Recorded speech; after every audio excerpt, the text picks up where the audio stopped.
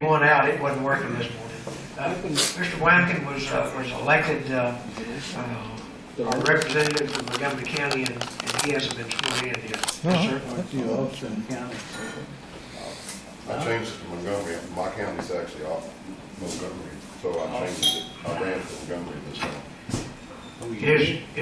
Is Grimes in? I'm in Waller. Waller. It's Waller County. Is Waller County in the? I thought that was in the Montgomery County. I had it listed as Austin County, that's all. Yeah, but I thought Waller, Walker, Grimes, and Montgomery were all in Montgomery County. Do you have that? I don't have the list with me, but no, Washington County is Austin County. Washington County is in the Austin County.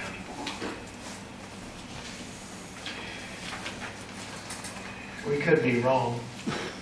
I think that's right then. I think it is.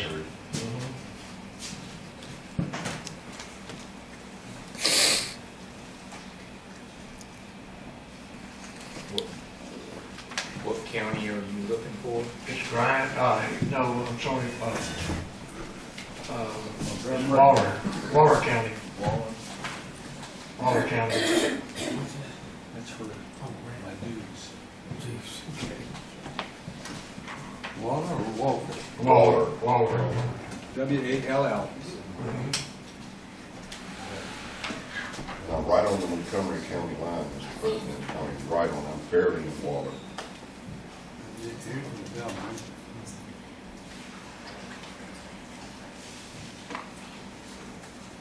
You know where I'm at, you've been in the place. Yeah, that's why I thought it was in Montgomery County, because it was right there, but.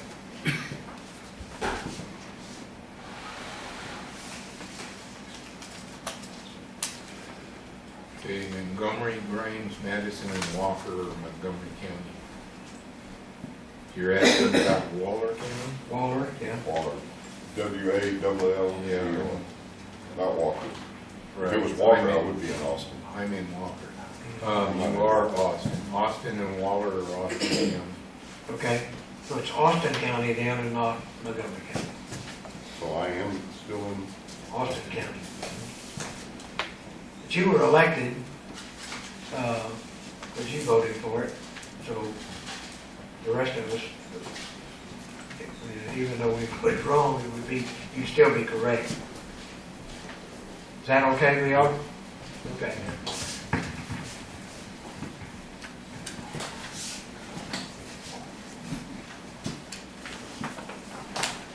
Okay, raise your right hand, Mr. Whitefield, place your left hand on the Bible.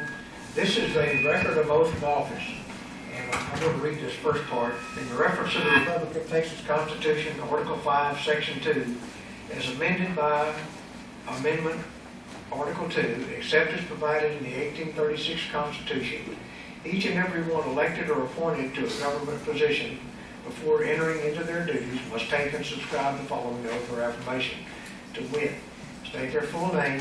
Are you willing to take this oath? The proper answer is, I am willing. Section 3, every person who shall be chosen or appointed to any office of trust or profit shall, before entering on the duties thereof, take an oath to support the Constitution of the Republic and also an oath of office. Mr. Wankin, are you willing to take this oath?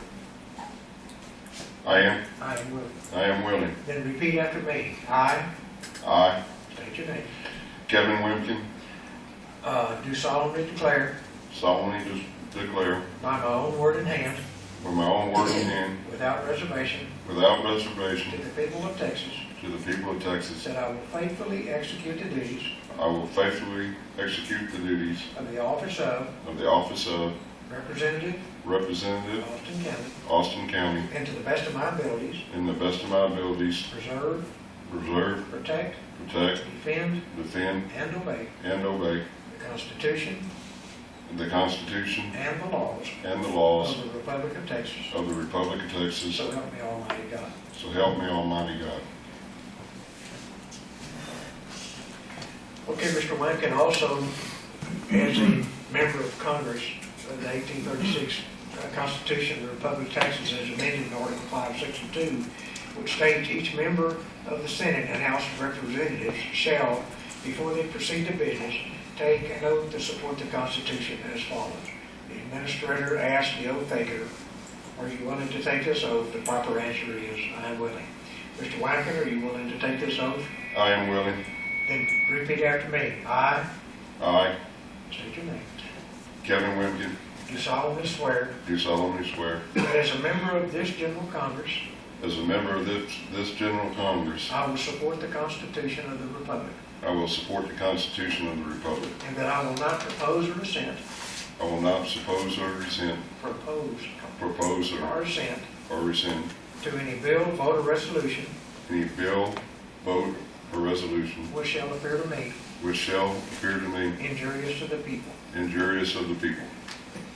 Thank you, Mr. Wimpkin.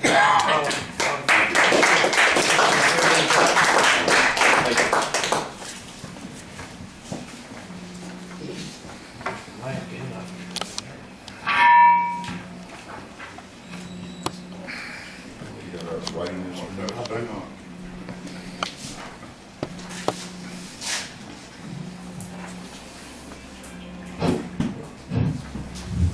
My duties as Sergeant Lawrence, I have to wait for a moment.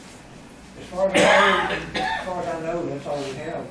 Mr. Barnett, is there anybody else that y'all know of? Not that I know of. Okay, I yield.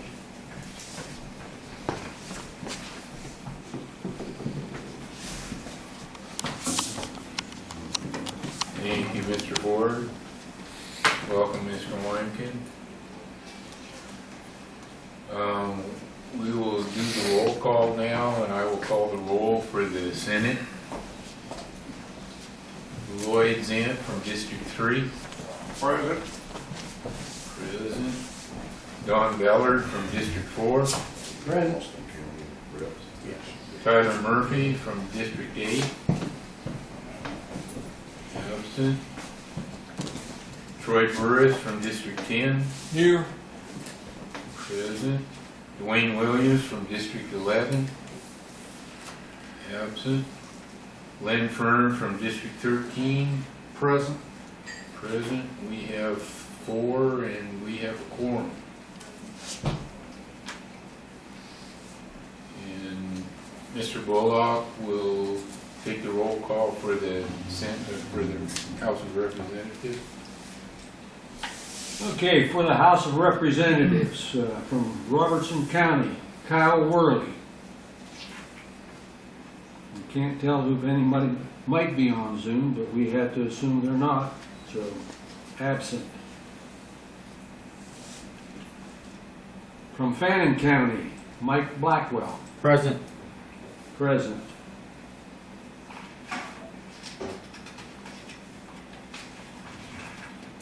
From Brazoria County, Tom Bailey.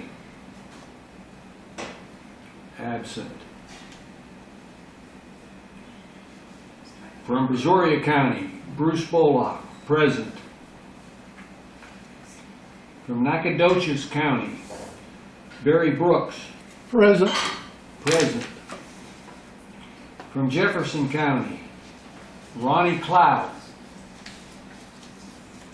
Absent. Now, what county did we agree you're from? Austin yet? Austin. It is still correct, okay, good. From Austin County, Kevin Wynkoop. Present. Present. We got 1, 2, 3, 4, out of what, 7? Yep. You might have a quorum, huh? No. Need 5.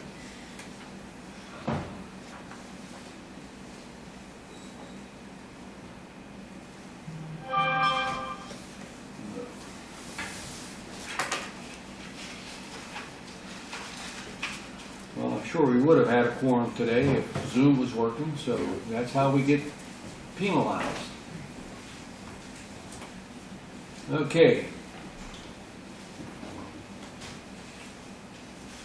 Old business, number 8. Let me scribble it down here.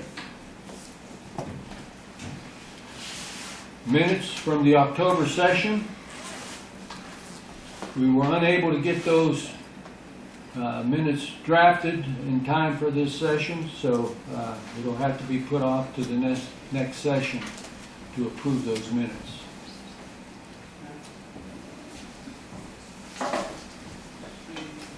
Next item, update on the International Committee by Secretary of State Billy D. Ford, or committee members. Mr. Ford, sir. We continue to meet Monday evening at 7 o'clock. Anybody that's interested to be on that call, right now we're doing it on Zoom until we have a better way of doing it. We have Carmen, what's your last name? Big Nair. We have Carmen Big Nair. She's been on our international call several times. It's the first time she's been here. Oh, and I want to get on there. you have two, Gary? I want to get on there. Oh, you do want to get on there? I want to get on there. Okay. Mr. Ford, what we'll do is after you're done, we'll have Mr. Wynken bring around that sign-in sheet. If anybody wants to be included on the invitation to attend the International Committee, please sign your name and say International Committee after it, okay? And we will send you the invitation for that. It usually comes out on email, and I've memorized the number, so I don't even look at it anymore. I won't go to my email. It's been so many times, but it's easy enough once you learn how to use Zoom. Get all that. You know, you can get right on it. It's not a problem.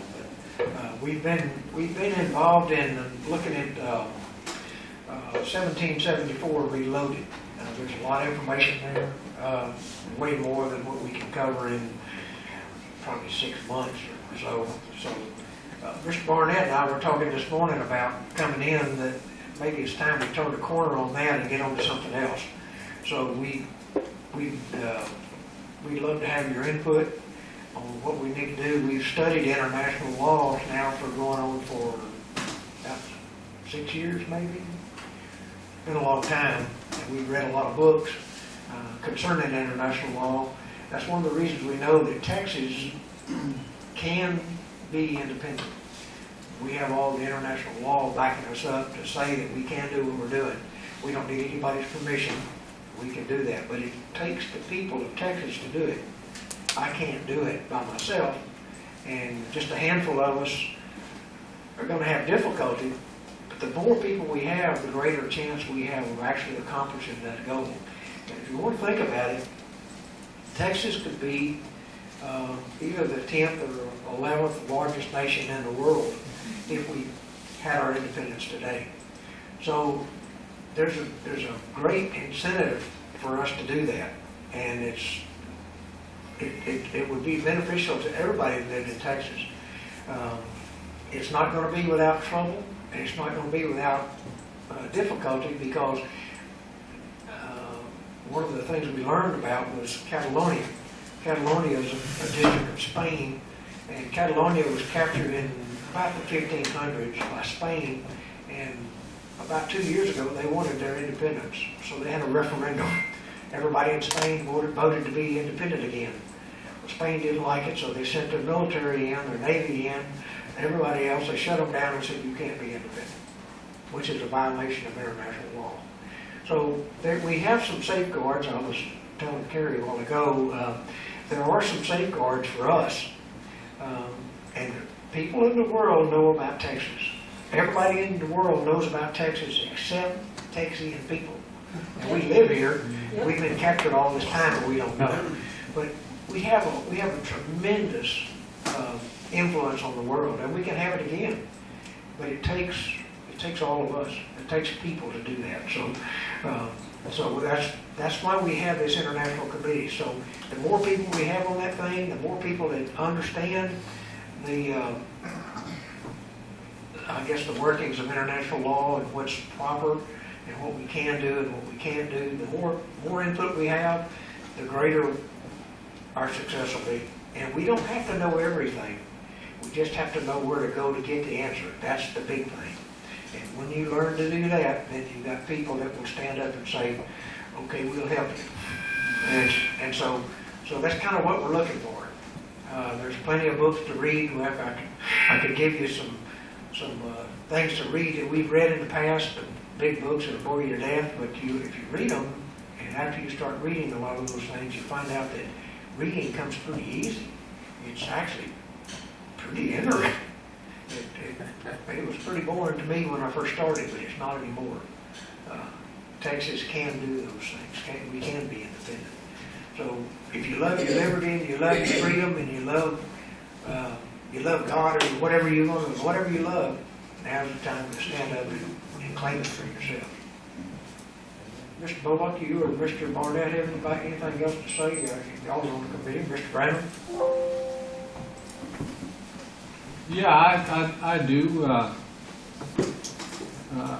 That international committee is very important in the fact that it researches history and it researches it back to original documents. Okay.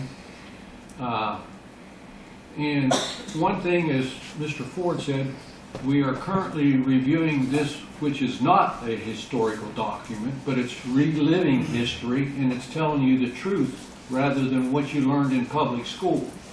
Okay? And that's 1776 reloaded.com. I think it is .com, maybe .org, I'm not sure now.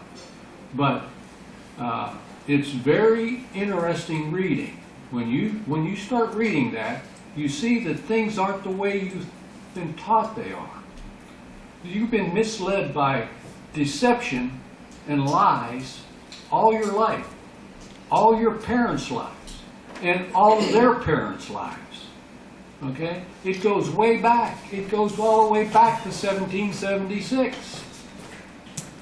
That it shows you that it's nothing but lies that have been put on to the American people. Do we think we are free and independent in this country? We're anything but that. We are nothing but slaves. So, and so, you know, we've got the International Committee report is in the website. If you go down that first column, where we have updates constantly put in there, or I shouldn't say constantly, when we have new information, we put it in there. But in the left-hand column, if you scroll down that, you'll be able to come to the International Committee report. And I think it's, 27 pages long or something like that. But it's a chronological review of history. And we've discovered by reading this 1776 in particular that there's some information that we didn't have in that report, that we've now got to do an update of that report. And we need help on that committee to be doing that, okay? One thing we can't rely on is the same people doing all the work all the time. We need new people coming in. We need some fresh minds in there to work with us. So we'd appreciate it if you'd come and join us in that. And I think you'll appreciate the information. Am I correct? Absolutely. It's very, very interesting information. Very eye-opening. Glenn? Okay, when you're done speaking, I'd like to speak. Okay. I guess I'm done. Go ahead. Okay, well, this is, speaking of that, this is my little pitch for my book that I wrote about Trump. And it's about the deep state and who they are, and where they came from, and how they got there.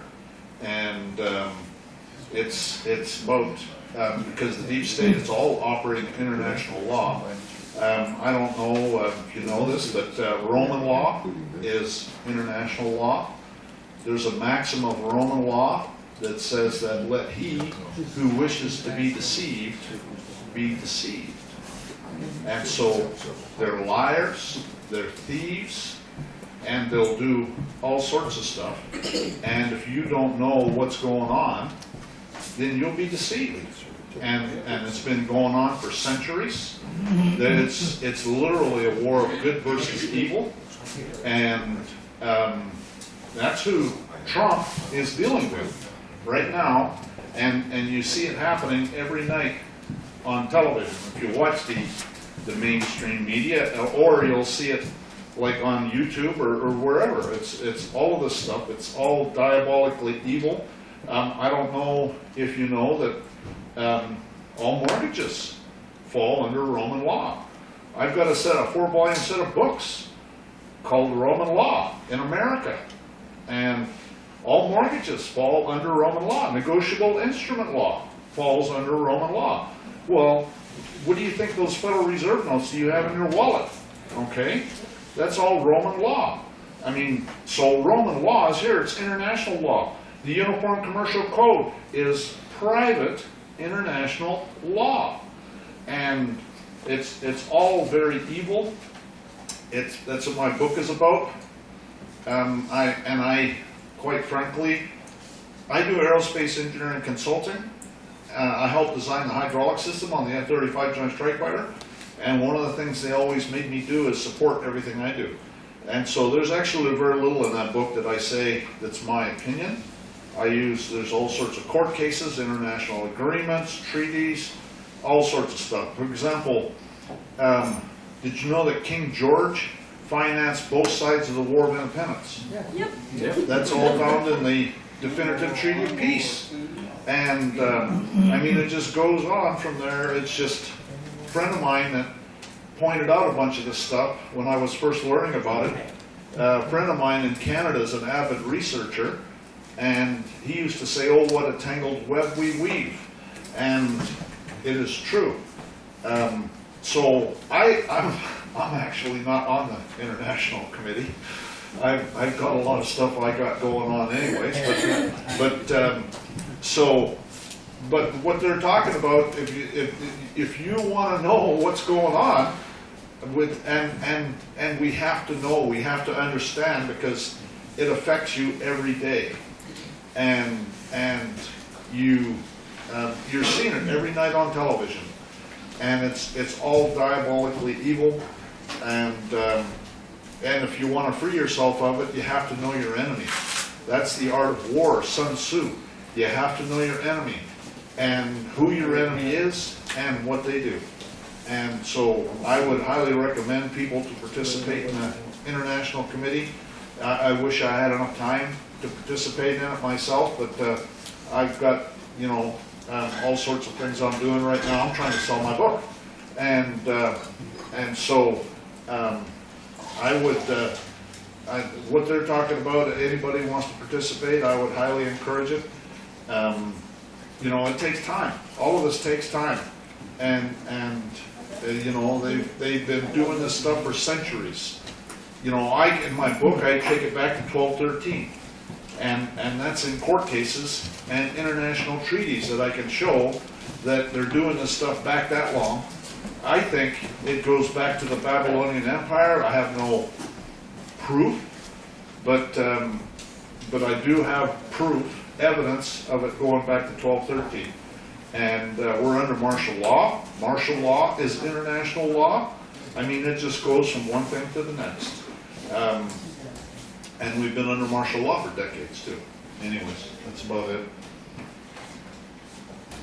Glenn telling you about this, it reminds me that, and I'm sure many of you have this same experience, when you start talking to people about this stuff, about politics and government, you often get a glassed over eye and a comment to the effect of, well, I don't do politics, or something like that.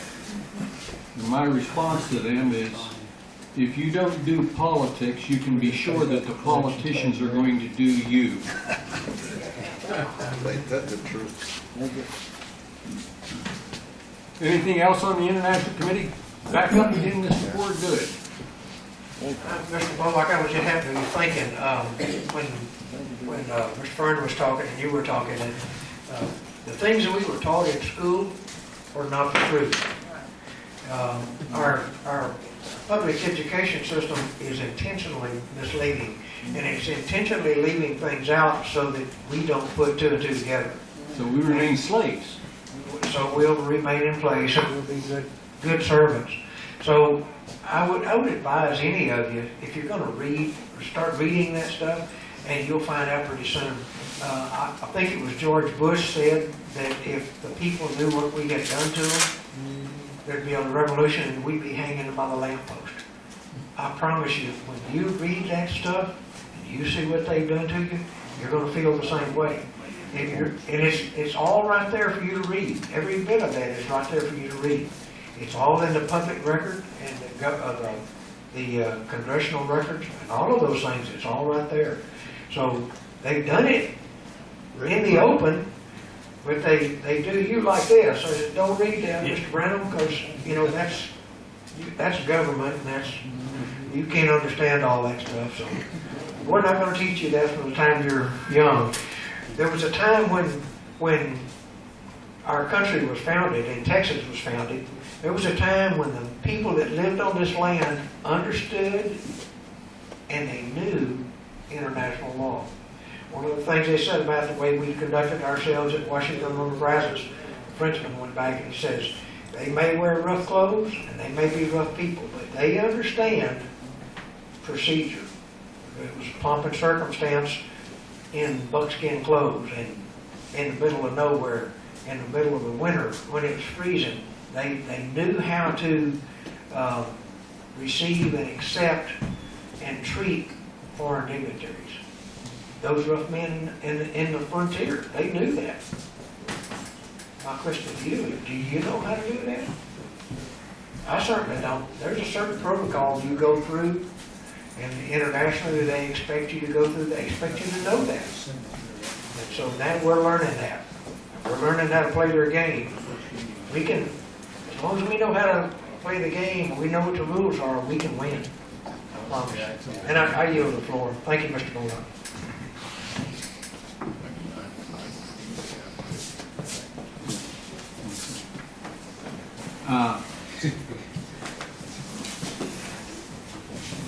Technology Committee, I'll make this very, very brief. It hasn't been very active because we haven't had much participation. We learned today that we're going to have a new guy joining us, and I'm going to be looking for other people to join us on the Technology Committee. Now, being on the Technology Committee doesn't mean that you have to be an IT graduate from college. It means you need to know a little bit about technology, you need to know a little bit about monetary policy,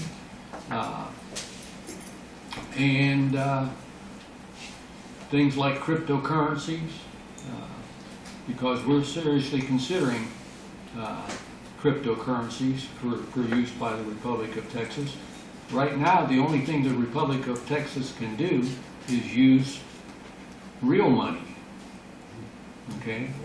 And we know the difference between real money and that Federal Reserve note. So we're looking for people that want to join us and help out. We can't make progress if we don't have people working on stuff, okay? And I know everybody's got a very busy life. So, enough said. Okay, we have 3 bills that are for the first reading. And it's noon, and we do have a good session for this afternoon that we want to be sure we have enough time for. But at the same time, we've got an issue here, is the House has read those 3 bills 2 months ago for the first reading. And we still haven't had the Senate have the first reading of them. I'd like to see an opinion, and I don't know how to gauge that opinion, of whether we should try to do that. Now, how about if we do this? How about if we recess the session, go to lunch, come back and address the afternoon open public comment part of it. And then when we're done with that, see if we can go back and do the review of these three bills. How does that sound to anybody? Is anybody opposed to that? If you don't have a quorum, there's no use. No, the Senate has a quorum, and that's what we need. Okay. Yeah. Oh, that's what you need. Yeah. Otherwise, it's gonna go another month. Anybody have an opinion on that? Yes, sir. I agree to that. Good. Well, anybody disagree with it? In the House and Senate? I agree everybody's hungry.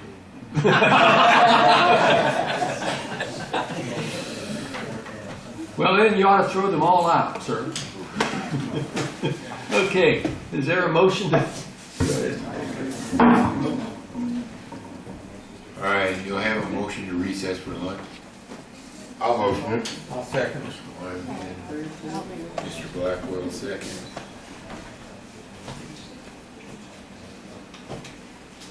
Anyone opposed? That would be unanimous. So we will go to lunch, it's noon, we'll be back at 1:30.